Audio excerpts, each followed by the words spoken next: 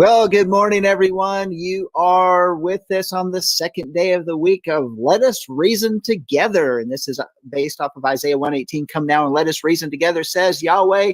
Though your sins are as scarlet, they will be as white as snow. Though they are red like crimson, they will be like wool. This is where we sit down, reason out current events, cultural shifts, and of course, this week's Torah portion. We can either push back or push through. Nevertheless, if iron does not sharpen iron, sparks will never fly, let alone ever get a fire going. So without a little heat and a good midrash, how will our hearts ever get soft and moldable enough to be transformed in the way that the Spirit, the Ruach HaKodesh, wants us to be, and maybe have a little fun along the way? We're going to have some fun today. We're going to have some information today. We're going to have some Torah portion, Brit Hadashah today, because you don't want to miss it. By the way, one of the things is there is a cultural shift that's going on. You need to stay tuned for that during our current event segment, and some interesting things that I'm looking forward to our discussion on. And this is, by the way, Monday, December the 16th, 2019, in the year, 2019. It's the 18th day of the 9th month of Kislev, or the 9th month of the Hebrew year 5780. And we would love for you to interact with us. We are live right now on Facebook and on YouTube. We'd love to hear your comments as we talk about these different things, and we'd love for you to join in. And in the meantime, let's talk about some weird and quirky celebrations. I want to bring one of my co-hosts in right now, Mr. Mark. Well, wait a minute. We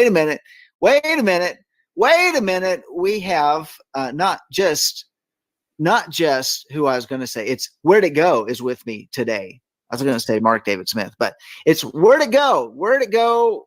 How are you today? I don't know where to go. Yeah, it's kind of like who's on first? Where to go? I'm trying to deal with my light situation here. It is one thing. We use a software called StreamYard, and before that we used Google Hangouts, which went bye-bye, and so we had to look for something else. And this is an incredible software to use, but it doesn't help with the lighting. The lighting is more of a glare, when you put something on. And that's what I was trying to play with before we started. Let me show you real quick. It just looks a little there. See, it glares. All right, yeah. And I don't know. Tell me, which is better, that one or that? Let me make my screen a little bit bigger here. Try that again. It's kind of like the eye doctor. Number one or number two.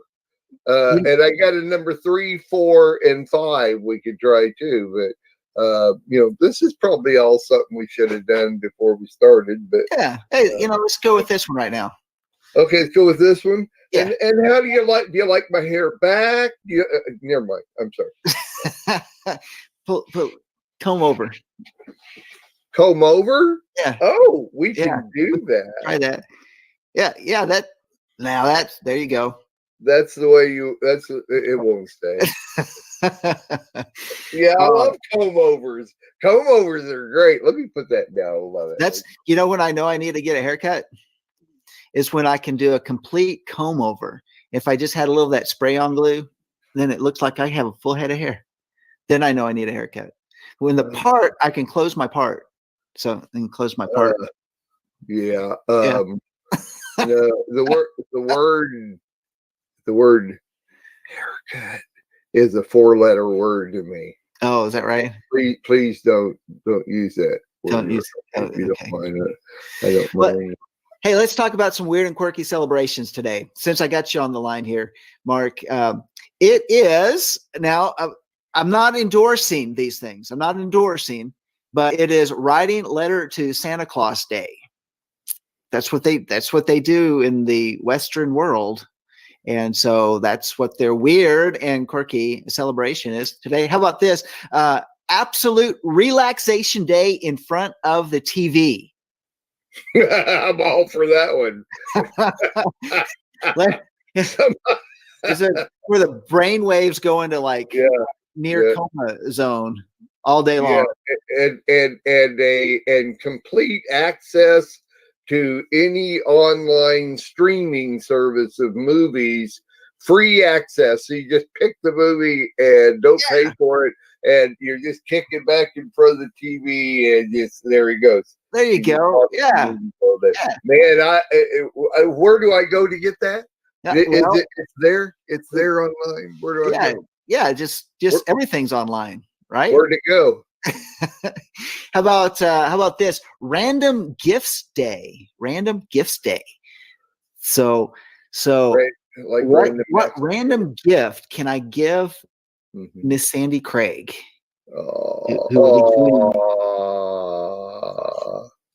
Yeah, random gift day. It's a random gift day. She's like, I never get any gifts. Well, maybe it's the day for a random gift for my wife. Out of all these years after this decade? Hey, you're not on the screen. You can't talk yet.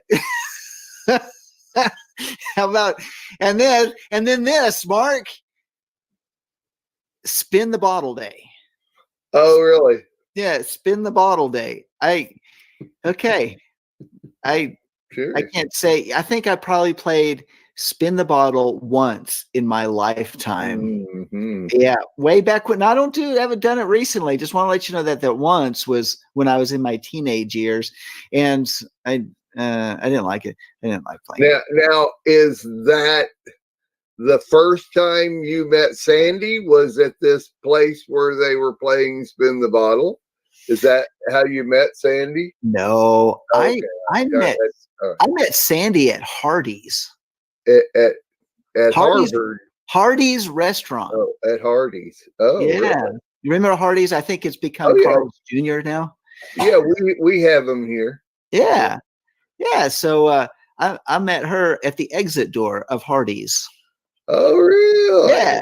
There was a gate. It was the exit gate at Hardee's, and she introduced herself. And some have heard this story, but she goes, "Hi, my name's Sandi, and this is Sandi, and this is Sandi too, and this is Margaret." And then she turned around and flipped her hair and walked out the door.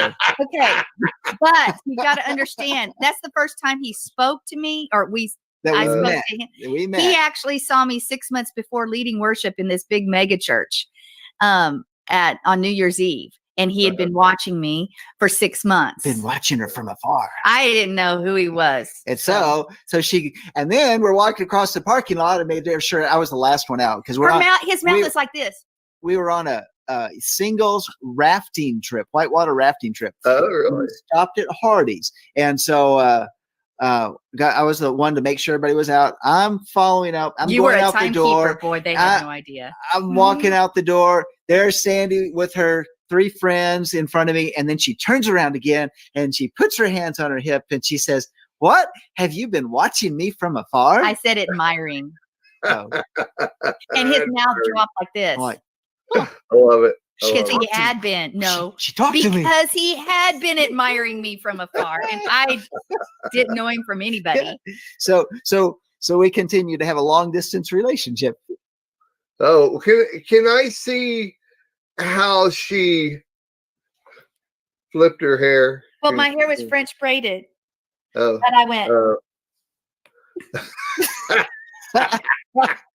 She flipped that hair. All right. Okay, Yeah. That's all I wanted to see. Yeah, it's kind of like when you meet a girl and then as you're leaving and departing, she turns around and gives you a second look. No, I was teasing the you. second look. We had a conversation about that. The second look is always important. My friend Sandi wanted to meet you. And she did briefly, and we were the ones that talked. She missed out, didn't she? Yeah, well, she went home and talked on her phone to all her friends, and they talked all about it. Right. There you go. There you go. That's not Craig.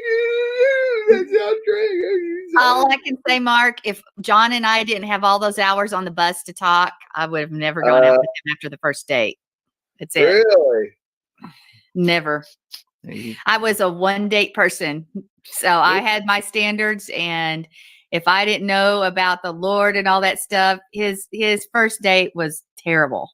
So Well, this sounds to me like a longer story that needs to be than what we have time for. Exactly. So moving right along.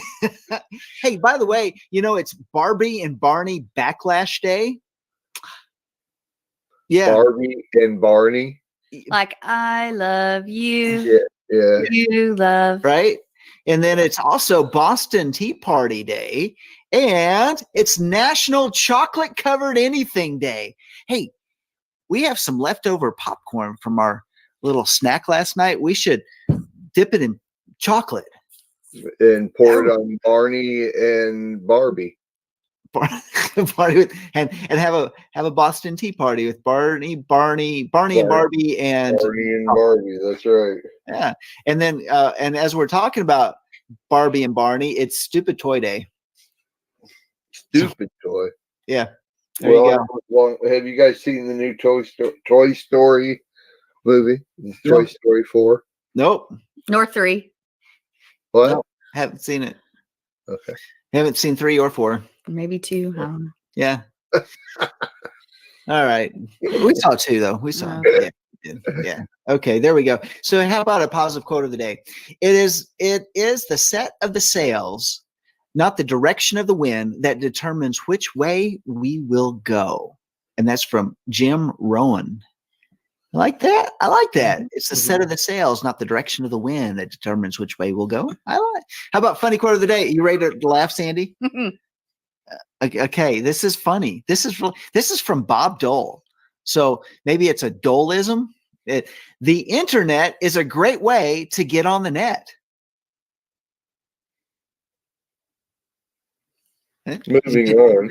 It's not funny. That was Bob Dole. I don't get it. So yeah, the internet is a great way to get on the net. It wasn't funny. Yeah. Well, that was Bob Dole. I think people have laughed about that. Okay, how about this love quote of the day? And you're supposed to swoon when I say this.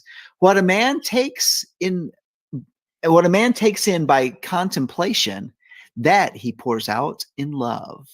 Never seen it. Meister Eckhart said that one. Right. Okay, let's move on. Let's just move on from that. Amos 3:7, verse of the day. Surely the Lord God does nothing unless he reveals his secret counsel to his servants, the prophets. And that is from the Torah Portion. And what happened on this day in history?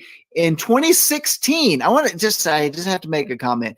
There was a 5-day pollution red alert declared in Beijing and 21 other Chinese cities classified by officials as a meteorological disaster. So that's China. They have no controls on their pollution. But in America, we're the ones that have the scrubbers and the washers and the pollutions and the mufflers and all of these cleaning things that from combustible engines and factories and stuff, that where we have so much cleaner air, and yet we're the bad guys, and we need to shut down all factories and move them offshore so we can have them overseas and pollute the earth. But it's our fault in America. All right. I just had to say that because isn't it like it's always President Trump's fault? It's always America's fault. Yeah, that's right. So is it individually all together or corporately all of us together's fault? In other words, no other words. Yes. It's corporately, it's all of our fault, or individually all together? Both. Oh, yes. It's just the yes. Yes. Okay. All right. Yeah. Yeah. Right. Yeah. So, yeah, I'm sorry then. Can I just, for the whole group, can I just say, I'm sorry? I'm sorry. What is that? Who's the? Lo siento. Greta Von Humbug or whatever her name is, the one that got the Times Person of the Year. She thinks it's our fault. Really, they gave. Yeah. She's the brainwashed. I don't even want to hear. Swedish girl that they've been propping up in front of everybody that cried at the saying, "You must do something, or we're all going to die. We're going to die." You are going to die. We are. It is appointed unto man one time to die. Yeah. And so while she is shaming us, she rides around in first class on trains and in airplanes, planes, and automobiles. Yeah, she's traveling all over the world, making pollution wherever she goes, along with Al Gore and all these other climate Okay, people. let's all right, this is move moving right on. along. Wait, can I ask you a real quick question? Yeah. Based on that, before we move on, a quick one. Yeah. What's wrong with being brainwashed? I mean, there's a lot of times when I'm thinking, man, I wish I could just wash a bunch of that junk out of there that I've had in the 65 years. So what's wrong with being brainwashed? You want to be neuralized, Mark? Neuralized. Yeah, neuralized. Yeah. Don't know what that means. Men in Black. Oh. Yeah. Actually, sometimes, sometimes that's not a bad idea. Yeah. I wouldn't mind having one of those. You've had a wonderful life. That's right. You neuralize and you say, now go feed your sheep. Yeah. there you go. You wash the brain, and while in that implantable time after you've been neuralized, then you give these suggestions, and your life is different. Okay. All right. So, hey, so I have something to say, and I'm gonna throw it in after one of our other segments about on the lighter side, jumpstart our brain. So I'm just gonna wait for that, and I want to go ahead and jump into the Torah portion. Miss Sandi. Where's Daryl today? Daryl is driving. I think he's moving. This is his week. He's moving. He's driving. He's actually packing. They're driving, I think, on Friday. Oh, okay.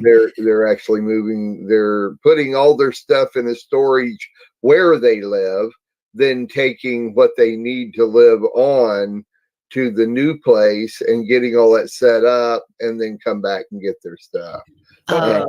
It's called downsizing. And if you would like to have me teach a segment on that, I can tell you, but it's only if you want to. It's not for everybody. But when you're moving, downsizing is a very good thing. But I didn't know that we could take a day off from the show. I thought this was mandatory to be on this show. I didn't know you could take a day off. I have bad news for you, Mark. I have to take my mom to the surgeon next Monday. Next Monday. Guess what? So you're taking off too? Yeah. Okay. I got to take her to the surgeon. When people are supposed to be on a show, but they're off for a week or something, I just think they don't love us anymore. Well, it's just a one-day thing. I pray we'll go to the surgeon and come back home. So okay. Well, I'm just thinking Daryl doesn't love us anymore. I know he's got something else to do, but I have good news for you. Daryl does love you, Mark. You're his favorite person. Okay. I need the validation. I just need validation. So you're our favorite person too. Isn't that what you say? You're my favorite person. Really? I am? Yes. Yeah. No, what I say is you're one of my favorite. You're one of our favorite people, Mark. Because if I say you're my favorite person, then another person goes, well, I thought I was his favorite person. So you got to word it right. Yeah. Okay. Well, should we talk about the Torah portion? Yes. Yeah, let's get sure. Sure. Because this Torah portion is all about death and resurrection. Life, promotion. So no more verbal hugs right now. We must move on. Because we're going to talk about death and promotion and resurrection, because they sort of all go hand in hand. If you didn't know this, their testing is usually means that you're getting ready for a promotion. But before promotion comes the desert, comes the big test. But outside of the promotion, you get a brand new garment. And what we see in this Torah portion over and over as a constant theme is death and resurrection. So you may say, what are you talking about? And also we see some 2s and 3s, and we see double dreams, and we're not going to get into the dreams except to say each dream, when you look at it, is held together by one thing. And they all, when you delve deep into them, one of the meanings is death and resurrection. It's just when we dream and we have vision, Do we have a tendency to focus on the promise instead of the journey to the promise? I would say yes. Because the one thing looks so great, but to get to that promotion, to get to that new garment takes a lot of heartache many times. Well, usually, because even Yeshua went to the desert before he walked out in power. So you may say, well, how was Joseph promoted? Well, that one's pretty easy. We get it. He was promoted by his father. He was promoted under Potiphar, and he was promoted under the keeper of the prison. But with each of those, he also descended. He went into the pit. So he was brought low 3 times, 3 promotion, 3 times that you descend, 3 times you brought low. And he was brought into slavery, and he was brought into the prison house, and he faced death and was delivered from death first. Where? In the pit, which we've all heard that before. Yes. Second part as a slave, and third as a prisoner. But also when we see passages that are prophetic and also messianic, oftentimes they will include the number 3. And so we see in Joseph's life this type of messianic figure, which we've heard that before. That's not new. But I want us to really think about what we have to do in our own lives, because I know so many of God's people, of Yah's people right now, are going through turmoil, are going through testing, are going through heartache. And I want to encourage you, because on the other side of that is a promotion. But we have to die to self. We have to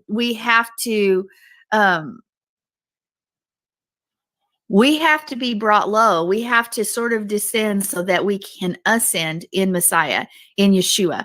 And that's what we see with his life. Even in the dreams are, the first dream is not only prophetic of Joseph's future, it's prophetic of the end times. But the end times believers are, we're not going to be just brought out. I'm sorry to burst your bubble, but we're not just going to escape all that's bad and be able to, as you say, eat bonbons and sit all happy. We're going to be going through stuff, and because sit before the television day, relax before the television day. Yeah, sometimes it's nice to relax before the television. Anyway, but in hindsight, Joseph gets it, because he becomes the type and shadow of Messiah who saves. But in the midst of our own lives, we each have a mission. We are to go out and be harvesters of the field. We are to go out and bring light of Yeshua.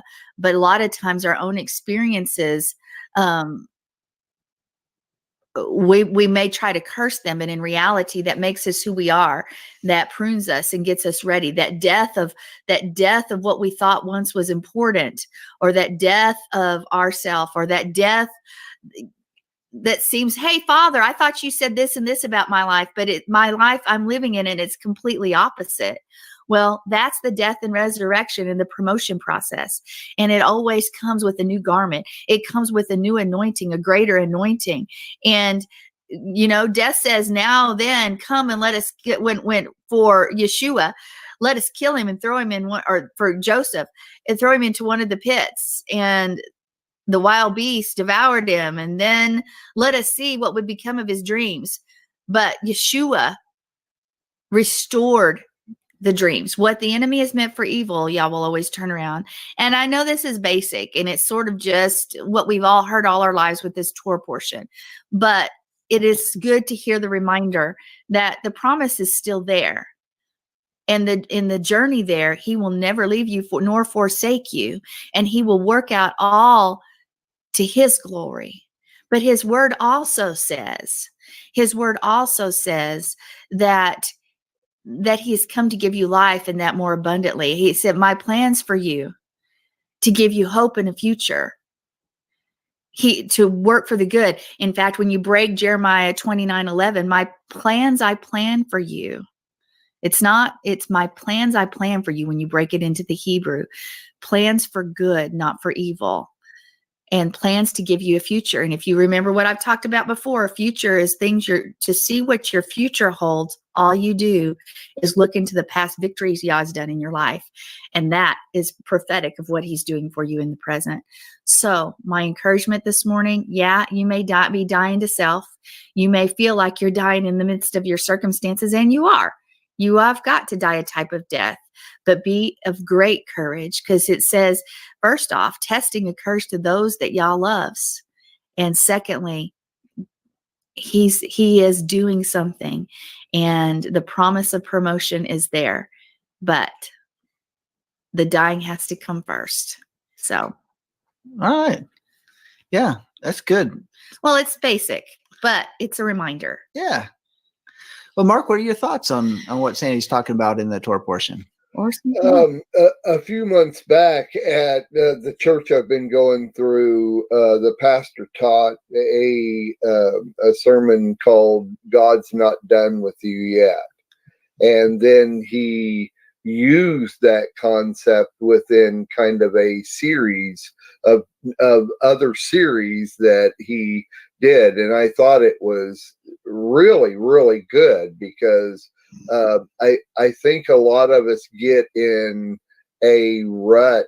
I mean, stop and think back when you first got saved, back when you first found out about the lifestyle, even back in our Christian walk and all, is that we were so excited because it was a new journey. I think the excitement that comes from when we first come into our walk with the Lord is because we know that we're on this new journey, and we're on a journey, and we're going to learn, and we're going to find out new things, and we're excited about the new things that we just found out, that we just stepped into.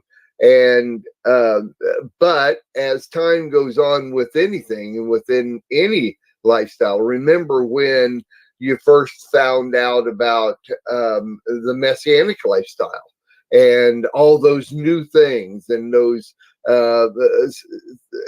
it all came together, that type of thing, then you're excited about it. But as time goes on, and I think even, as we've all heard, and we've even talked about this in depth, Brad Scott is talking about it on a regular basis, is the dropping off of people that are within the Messianic lifestyle. I mean, we see it. We saw it over a year ago with the Lamb Radio and all the other ministries within the Messianic lifestyle have reported that they see a drop off of people that are even interested in the lifestyle. They may even still be lighting candles on Friday night, but when it comes to coming to services or communicating and being a part of relationships within the lifestyle, there's a great dropping off. And it's the same thing with Christianity. Christianity continues to grow, but there's a dropping off a lot of times. And within what we live, we get this rut, and we start losing that excitement. And so we're no longer pursuing that excitement. We're no longer pursuing those things that excited us so much. And so it's what you're talking about. There are different things that the Lord brings to us in dreams, and we get this and we find something else out, and we're excited about that, and then it all kind of comes to pass again. So what I like is that constant encouragement that God is not done with us yet. There is still a massive amount of life within our lifestyle that we can still live out, and we can learn, and we can be excited about. We can have that joy and that excitement every single day if we'll pursue it. But if we get caught up in the world's rut and in not, I think it's just it. If we don't pursue it, then I mean, God can use us, but it's a two-way street too. If we're in a rut and we're not really pursuing God, we're not pursuing the things of God and something new that excites us, I honestly believe God is like sitting there like, come on, I need you to do your part too. I need you to pursue. I mean, I have all this for you. I've already done everything that needs to be done. I need for you now to pursue that. And if we don't, then we lose the fact that God's not done with us yet. You know, he's got so much more for us. Right. Yeah. I just, when you were talking about the excitement, I don't know if you heard the testimony I gave on Jonathan this morning. I heard the name Jonathan, but I was in the midst of something. Well, he has been moved. He was moved to the faith-based dorm. And anyway, just to skip stuff, his Bible study is very exciting, and he has people that are learning. And well, this one young man, he's about 28 years old, and he can't wait. And the Bible study is like 2 or 3 hours every day. And he is like, I think I've been messianic all my life. He's so excited. He is just telling everybody, and he is living so out loud. Here he is. And he's got others that feel the same way, but there's one young man in particular. And now Jonathan, because he's giving forth that word, and he's got this excitement in this dorm. The word of the day is now the word that they're using more often than any is Dayanu, because it was enough. And so I think of that excitement that's happening right there in the midst of prison, right there in the midst of the pit, just as it was with Joseph. I bet you he told some stories, and he got some people excited saying, look, here I am. I found the truth. So yeah, anyway, I like it.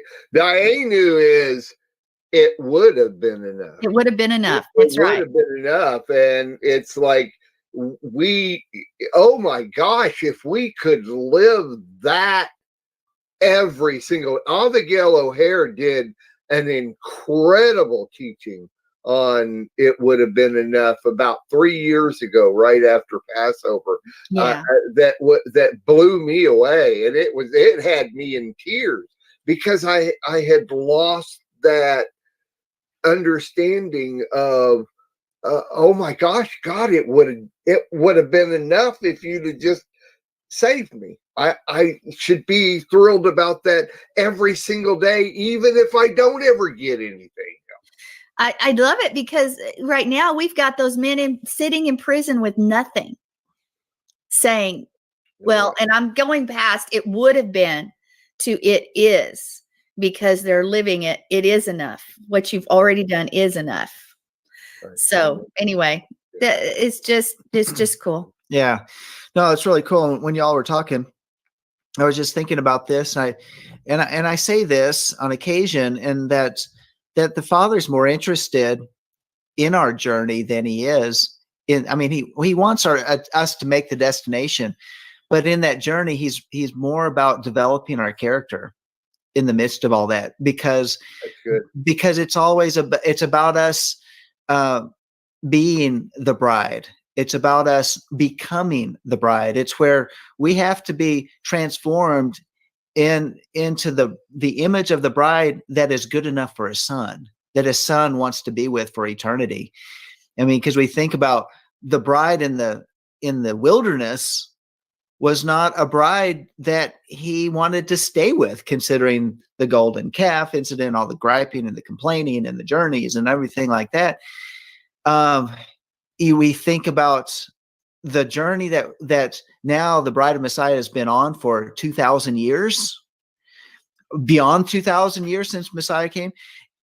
I think about what a journey in order to develop us for that day. We hear about the day of the Lord, and we know the day of the Lord comes with great trembling and fear and terror and whatever we might think. But the day of the Lord is a great day. It's an awesome day.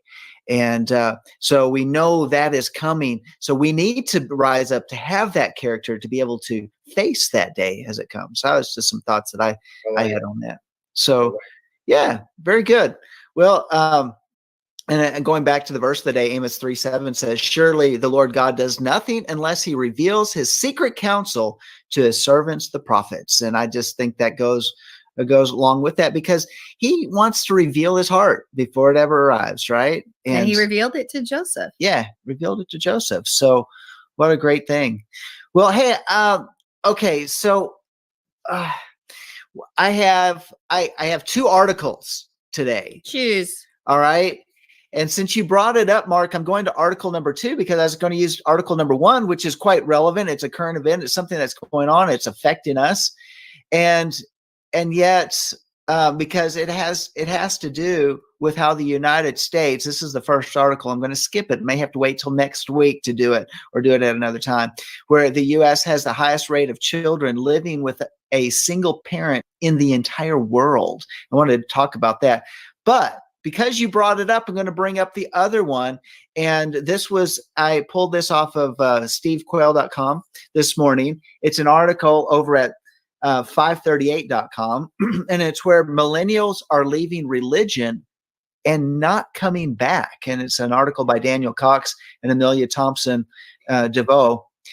Because this is very interesting what you were saying, Mark, and you're bringing out, because it's affecting the Messianic community, the Hebrew roots communities, but it is in the it's affecting everybody. It's affecting everybody. So this is what the article is saying. It says millennials have earned a reputation for reshaping industries and institutions, shaking up the workplace, transforming dating culture, and rethinking parenthood. They've also had a dramatic impact on American religious life. And I know how you love those millennials, Mark.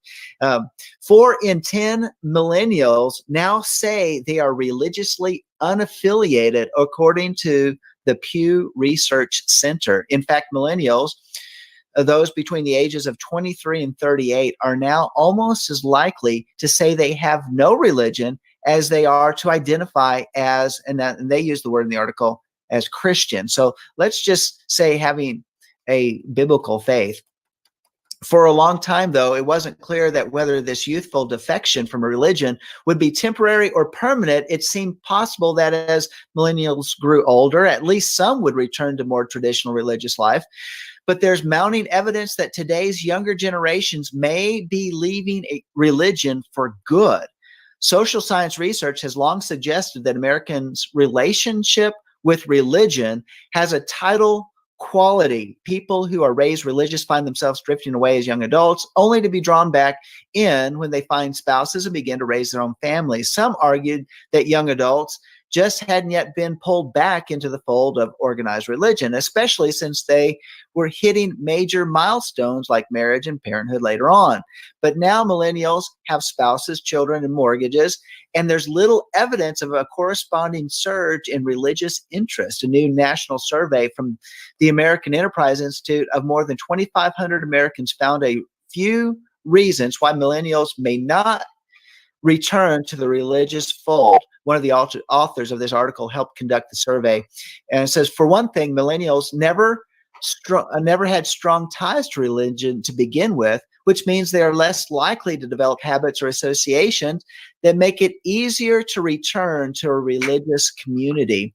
Young adults are also increasingly likely to have a spouse who is non-religious, which may help reinforce their secular worldview. And changing views about the relationship between morality and religion also appear to have convinced many young adults that religious institutions are simply irrelevant or unnecessary for their children.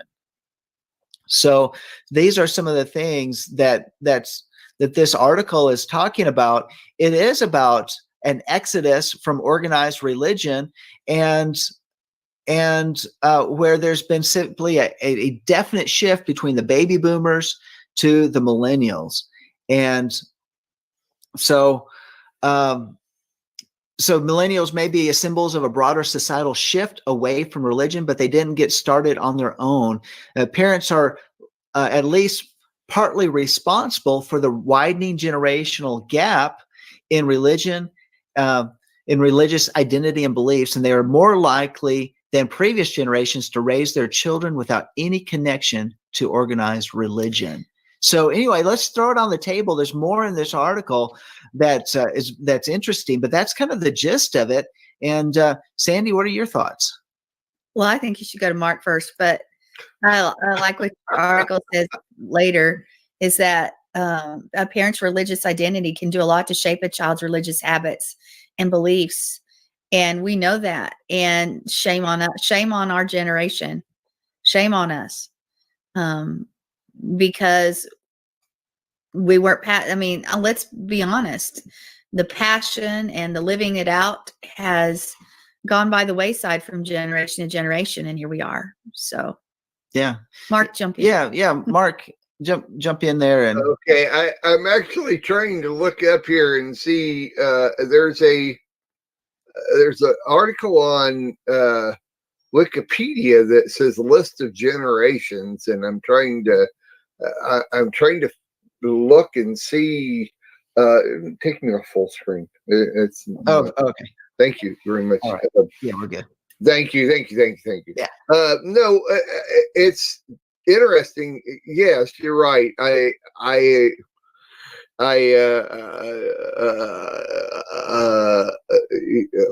Yeah, I have disdain for millennials, but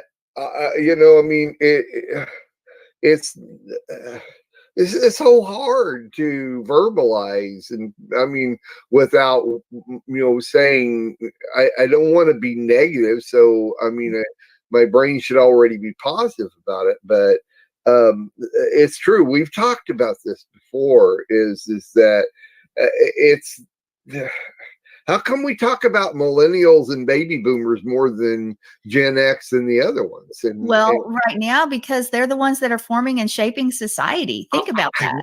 I know, but these are the leaders that are being raised up. Well, they're not. If baby boomers are 23 to 38, they're already leading. Not baby boomers. Millennials. If millennials are 23 to 38, that means they're already leading. Oh, I get that. I get that. I'm just saying that I don't know why. I need to know why this generation 23 to 38s that are right now, why are they the way that they are? And I have my own opinion on it, but I think this is the reason. The reason, I haven't even given a reason. Well, one of the things that I'm thinking about in regards to this is there's a number of cultural things that have taken place that have actually minimized the role of the institution of religion, so to speak, in people's lives, because other things have become greater. And one is in the secularization of our public education, the government schools. I think that has a huge impact because colleges, because that's what they're with every day. Yeah, they have that every day. They have it, and they want to increase the amount of hours in a day that a child's in school. Indoctrinating, and then the schools, they say that religion has no voice. So a child who's, as Rush Limbaugh says, is a young head full of mush, is just ready to be. They absorb everything that comes in, and if that's the most common, if the voice is louder among the teachers and the authorities in their lives, and not the parents and not the preachers, the pastors, the teachers in the churches or the assemblies or whatever, then these children are being raised up with that louder voice. I get it. I get it. How old is Jonathan? He is 30. He's 30. Yeah. So he's a millennial. Yeah. And my daughter is a millennial. Yeah. But they were raised. Yah was a constant part of their life. And they weren't raised in the school system. Well, that's true too.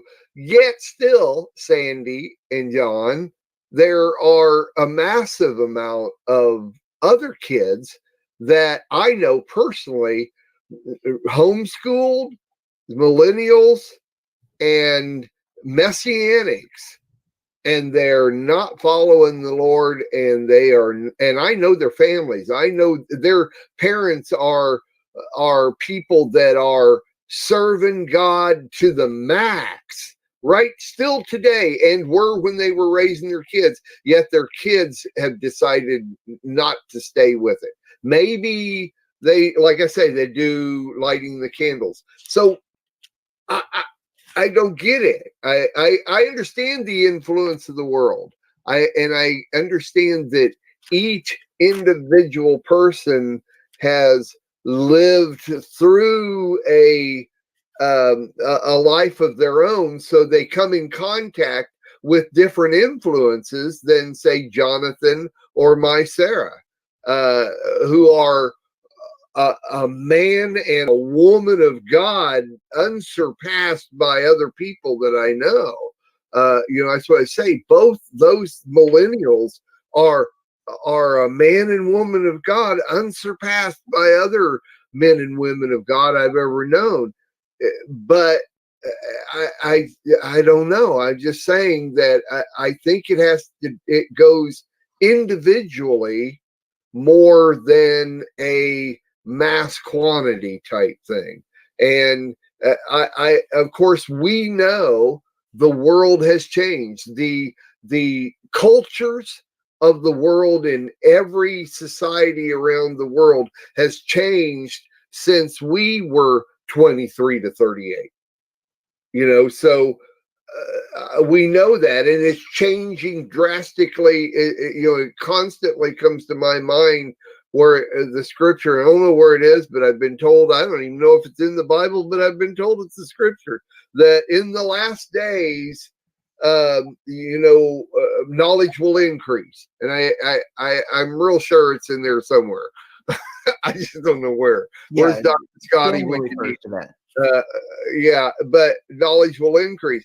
I think that knowledge is increasing so massively today that it's knowledge that is pursued rather than a relationship with God and other people in that lifestyle. I think that's what the deal is. And if nothing else, we should understand that it's doing nothing but proving we are in the last days. Yes. Well, but even like you said, even in our communities, in the ones that we see a lot, is that knowledge is pursued over anything else in the Torah community. It's the new knowledge, the new nugget, the new thing that nobody else knows, rather than worship, rather than yeah. Oh, I see. I get what you're saying. Yes. That's true. That's true. Even on those that are pursuing the Lord. Yes. And it's empty because what's the point? Well, I get it. I'm with you. And this is something that we've been talking about at Life of Worship and a little bit on Walking in Spirit and Truth, shameless plug, on Tuesday nights. And it has to do with what Paul says over in 1 Corinthians chapter 2, where he says, talking in this letter to the 1 Corinthians. By the way, keeping in mind, I like what Maria Marola says, because it's something that I've said a lot, is that the New Testament is a commentary on the Torah. It's a commentary on the Old Testament. But this is what Paul says, addressing the assembly at Corinth. He said, "And my message and my preaching were not in persuasive words of wisdom, but in demonstration of the Spirit and of power, that your faith should not rest on the wisdom of men, but on the power of God." Now, here's a guy that's a rabbi trained in the highest of highest of all of the rabbinical work, under Gamaliel at that time, and Gamaliel. And then think about this. So here he's saying, I don't want your faith to be rest on this extensive knowledge that I have. I want you to, because I want it to be tied to the power of God, so that it's based on, more than just the pursuit of knowledge. Yeah. And I wonder is that what organized religion has done? Is that what's happened in our Hebrew roots and our Messianic community? Is that we've pursued the knowledge, and yet we didn't even follow what one of the major writers of the New Testament, the Brit Hadashah, has did in his own ministry, and that was to say, look, I can bring you persuasive words, but you know what? Those words will fade away. But if you have an encounter with the living God, then your life will be changed forever. And I'm just wondering, is that what's affected in America? We've watered down religion to the point that that, you know, there's nothing, there's no hook. It is just a procedure of liturgy. Yeah. And some people are drawn to that. I remember a college friend that you know, he loved going to a specific denominational church and the hymns and stuff. And I'm like, I can't do that. I have to have these. I don't relate to the hymns. I relate to the praise choruses and the more modern worship. That's what captivates my heart. And yet, worship was big, but the even more importantly is the foundation of our faith is based on a living encounter with God, which is supernatural. And so, and I'm just wondering, is that what is really lacking? Are we lacking that within our own families? Because even families that brought their kids up in going to an assembly, they have somehow those kids are still walking away because is the dynamic not demonstrated within the household? And again, we have to think about the livelihoods of our congregations and the effect that we have on the community, and there's still the ability to reach out to a community if there is this lack of interest. What else do we have if the wisdom and the knowledge and these wise words and teachings and whatever, if that's not reaching them, something has to. And because life brings about a need for supernatural encounters of God, because sometimes we can't get through the hiccups of life without a miracle. And, you know, what are we doing? Have we missed that? Have we lost that somewhere? I mean, those are just some things that I'm thinking about. And well, real quickly, I know we need to go to the next segment, but I'm trying to write down notes as I'm thinking, because I want to listen and I want to respond too. Yeah. What I hear, and I think where it is a Berean balance. You know, the Bereans were the ones that went and searched everything out. They're the ones that needed to know everything, how the knowledge and how to use it and the wisdom and everything. But there's a Berean balance. There's nothing wrong with wanting to search those things out and to learn the Hebrew words and the meanings of them and everything. But there's a balance there that needs to be used. Now that you're learning these, apply that to your understanding of how to use it and where it applies to you personally and corporately within the body of Messiah. There's got to be a balance there. And I think agree. That's a good point. Good point. Each different person has a character. Okay. And that character will tell you whether or not they're going to go a certain way. And for instance, like there are praise and worship people that really don't want to get into the word. There are people, the Bereans, that want to get into the word, but they're not really into the praise and worship. And there are, there's so many different aspects of this that there has to be a balance. Doesn't mean that you can't put one thing away and not and I've been a teacher of this. There's nothing wrong with being a sheep. There's nothing wrong with not pursuing all the major intricate levels of the Torah. There's nothing wrong with that.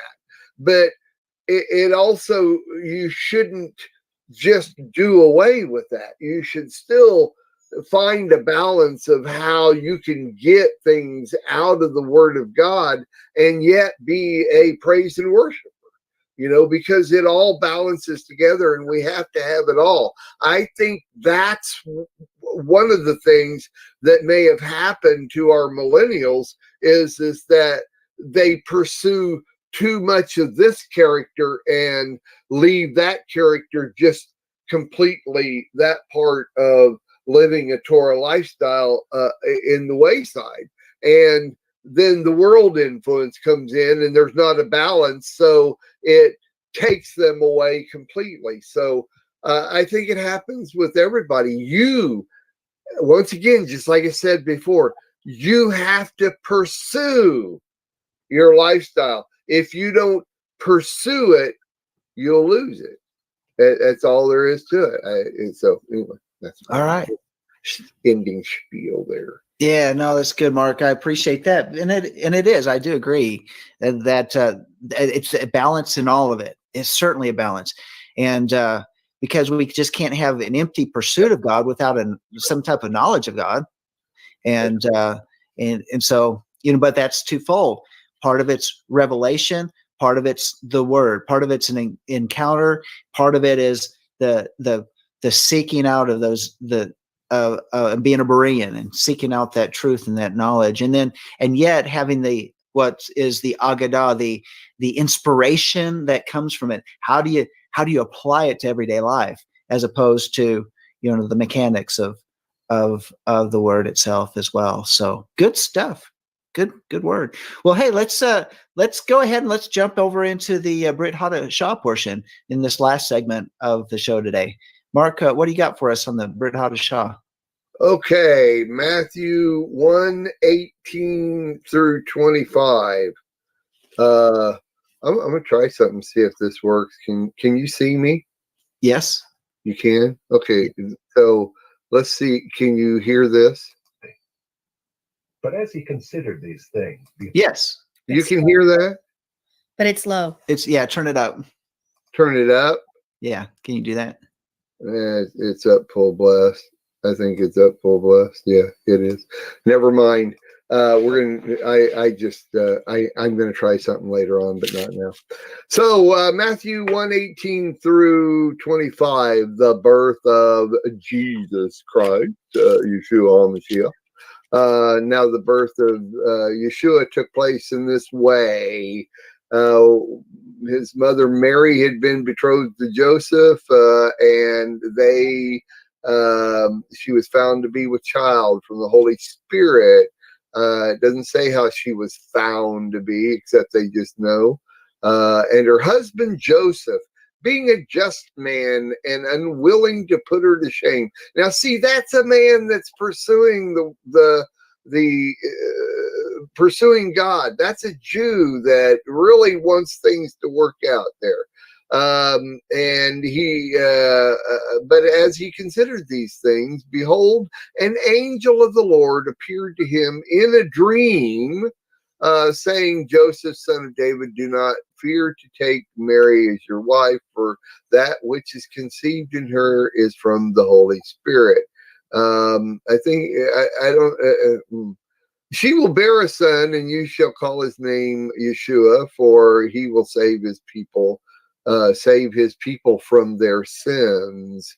All this took place to fulfill what the Lord had spoken by the prophet. Behold, the virgin shall conceive and bear a son, and they shall call his name Emmanuel, which means God with us. When Joseph woke from sleep, he did as the angel of the Lord commanded him. He took his wife, but knew her not until she had given birth to a son, and he called his name Yeshua. Okay, dreams. It's that's what ties this to the Torah portion, but I think it's very interesting that as an angel came to him in the dream, he didn't just have a dream and it played out. Here, let me just say this first: is that when I have a dream, most of my dreams I don't remember, first of all, but second of all, you probably don't want to know what was in my dream. They're so they're just nothingness, or they're as whacked as they can be. But I did have one dream in my 65 years of life that literally changed my life, and I can understand how that could work, because it just affects you. It affects you. It I don't know what are the words to use, but it makes you want to do something about the dream. And like I say, my other dreams, I don't even tell anybody what, if I remember, or it's not worth telling somebody about. So you know that it's from God when it's something that needs to affect. But what I find is, for me and for Joseph, there is this dream of the angel coming to him was specifically for him. And so was my dream. It was specifically for me. I know other people have dreams and they want to verbalize this to everybody, but I'm not so sure that every dream needs to be shared with everybody. I think when the Lord gives you something, and I don't know, because I am not everybody else, I'm only me, so I can only speak for me. But the reason I say that is because one of the reasons that I left the Christian lifestyle was because of how easy it was for people to verbalize their dreams, or the Lord told me this about you, or the Lord wants me to give you this message, and how easy people just accept that and go with it. I personally can't do that. I have a real hard time with that, because I've met so many people that I just didn't have a lot of respect for in the first place, and they go around and tell people, that the Lord told me to tell you this, or this kind of stuff, and or thus saith the Lord, and that type of thing. And within Christianity, and especially, of course, in the spirit-filled churches, the interdenominational churches, gospel, whatever you want to call them, all of those type, Pentecostal type churches, which I consider myself Pentecostal. I consider myself walking in the Spirit of the Lord, and in the gifts of the Holy Spirit, that type of thing. But I just have a problem with that. I think sometimes it's too easy for people to just verbalize this when maybe they did get something from the Lord, but they haven't confirmed it. They haven't, they just make it a common thing with themselves, and that just bothers me, and I can't do that, and I can't accept that, because I personally don't get it myself. And once again, I think most dreams and most things that the Lord gives you are for you. And so that's kind of my deal. I think in the Messianic lifestyle, we don't have as much of that, though a lot of the Christian Pentecostal stuff have come in. People come into this lifestyle bringing that stuff in, and I know there's people that disagree with me, most likely those people. And anyway, that's what I got. That's some good points, Mark. We had a gentleman that was part of our congregation several years ago. Many years ago. Yeah, it was. And everything that he did was, the Lord told me this, the Lord told me that, the Lord, and he, that's almost how he started every sentence. and I'm like, and I finally stopped him, and I said to him, I said, sometimes, let me put it this way, God's given us a brain to think, and sometimes these thoughts are just our own thoughts. They're not good, they're not bad, they're just thoughts. And they're impressions that our thought process does about doing something, and what we're going to wear today, and where we're going to go. It's not the Lord told me to wear this today, and the Lord told me to go there, even though I'm not discounting that the Lord won't tell us to do certain things for particular reasons and purposes. But for the most part, he's created us to be a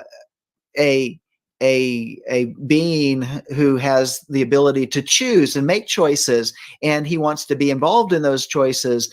But he makes us so that we're independent thinkers. And every dream is not of the Lord. Every dream that isn't necessarily have some type of spiritual interpretation to it, even though there's dream books out there and with this is what symbolism is and all that sort of thing. Not every dream is to be interpreted. It's just our brain processing, the process of our soul processing through the things of life, and we've got to keep that in balance. And yet, on the other side, there are prophetic words that are spoken. There are prophetic dreams. I remember having a dream, and it affected my life, and it's affected our ministry. That back in 1999, I had a dream where we were living in a house that we were not living in at the time, and it's not the house that we're living in right now. It's kind of an older house that had a big front porch. We're kind of like a shotgun house that anyway, I came out on the front porch and into the front yard, and I looked up and I saw an intercontinental ballistic missile. It was being launched from Amarillo, and I'm like, oh no, we have 20 from Amarillo. Yeah, it was from Amarillo, launching out from here. So of course, outside of Amarillo, most people that maybe you don't know this, but there's Pantex, which is one of the big bomb making and disassembly plants in America. And so anyway, I don't think they have a launching place around here, but that was in my dream, and it was going up, and it's 25 minutes. We have 25 minutes before incoming. And so I run in the house. I tell Sandy to get Jonathan, get the pets, jump in our van, and go to Palo Duro Canyon, which is 20 miles south of town. It's the second largest canyon in America. And go down there. And she goes, what about you? I'll join you. Don't worry about me. And I take off back out of the house, leap off the front porch, run down the sidewalk, and I'm going to the neighborhood.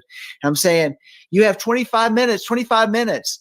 And people are out there in the park. They're throwing the ball and barbecuing in the backyard, eating dinner, watching TV. And I'm like going into people's houses trying to say, you have 25 minutes. You got 25 minutes. And no one would listen. And that changed. Literally, it changed my outlook on life because of the urgency of the hour. That was 1999. And you still believe it's yet to be fulfilled. I believe it's yet to be fulfilled. That's right. In that there'll be a time, that we under fire in our own nation, and and it's imminent death, and people will be out there living life as if today will be no different than tomorrow, and tomorrow or yesterday, and tomorrow will be no different than today. And so those things affect us. And so from that point forward, the things, my thought process, the way I thought was no longer living in that normalcy bias, but in the thinking in terms of eternity and how I live my life. And I had been a believer for years at that point in time, but it was like a wake-up call. It shook me to the core.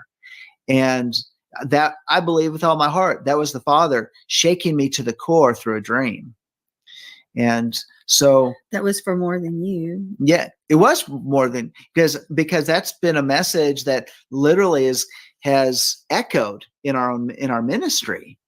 So since before we even had Life of Worship. So anyway, any other thoughts you have, Sandy, on that? No. Okay. Mark, any follow-up thoughts? No, I think it's just as with everything else we've been talking about, there's a balance. We need to, people are people. And if they think that they need to share every little tidbit that they learn or they hear from God or didn't hear from God, but they think they heard from God, if then that's who they are. And I guess we need to have patience with them, but as the mature ones that we are. I'm assuming we're the mature ones. Is to be ready and let God lead us into helping them understand. Just like John did with this other gentleman, and hope that they take the advice. Be ready in season and out of season to have to deal with it. I personally, I have a hard time with it. Yeah. Anyway, I do have to say, the first lunch meeting that I had with the pastor from the church I'm going to, this was one of the main points that I brought up in the end, because their church is extremely Pentecostal, very Pentecostal, but yet there's such a heavy balance on the gifts of the Spirit and how they're used and what he accepts and what he doesn't accept and that type of thing.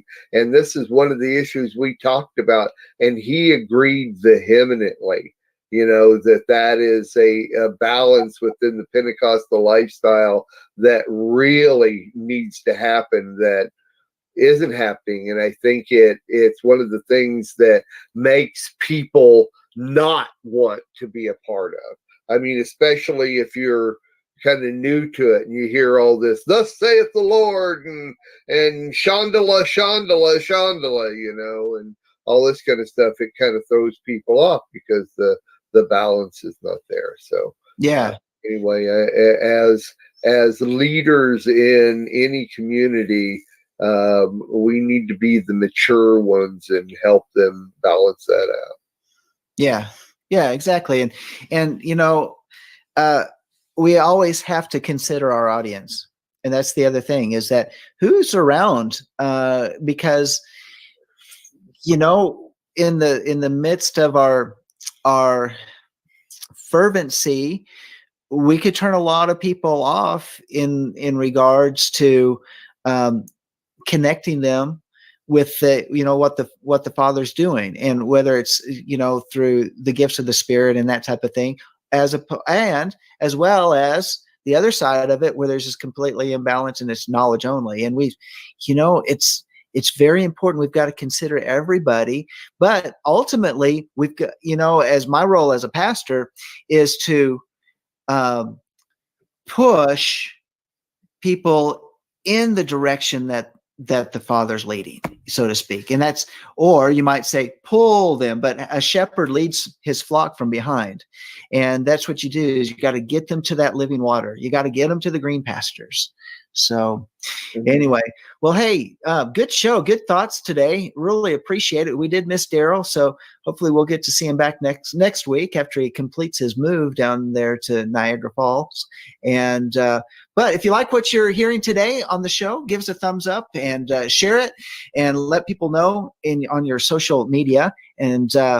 And stay tuned for next time. If you missed this show, and there's several different, all of our shows are timeless, so you can always go back and look in the archives and see what we're talking about. The next chapter coming up this Thursday. Sandy's actually going to be on it. She's she every once in a while she just doesn't show up for a show, and I just have to take over. Yeah, the host needs yeah. See how she is? No. I guess she's going to be on this Thursday. I really haven't heard anything. Yes. Okay, all right. So she had a good excuse last week. She was taking care of it. Yeah, that's what I heard. Yeah, I heard she had a good excuse. And that's really all it is an excuse, isn't it? Whatever.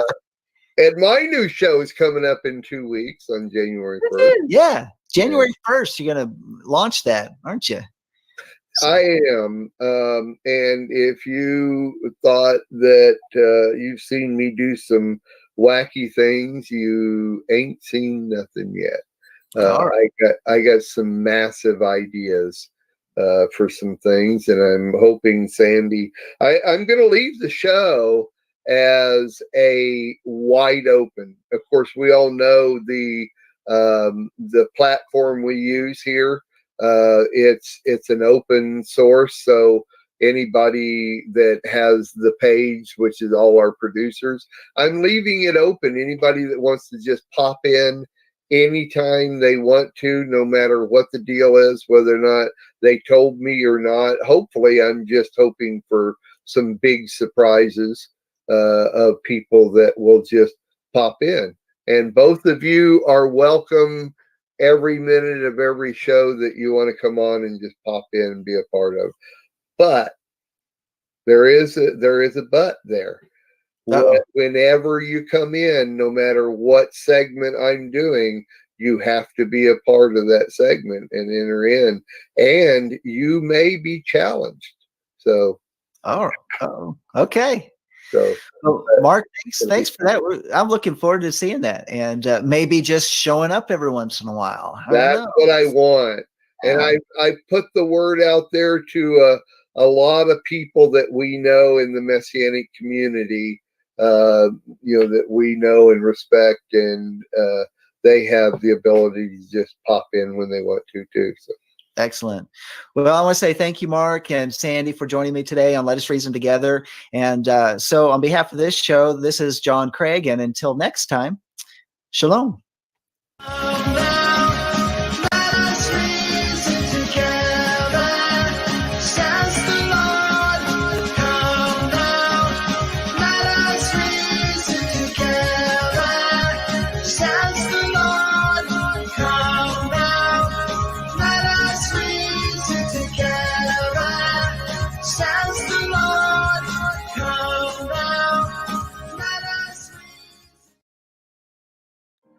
We are richly blessed to bring you what we believe is the fullest, most diverse, yet up-to-date progressive teachings, discussion, and prayer programming you can find anywhere on this planet.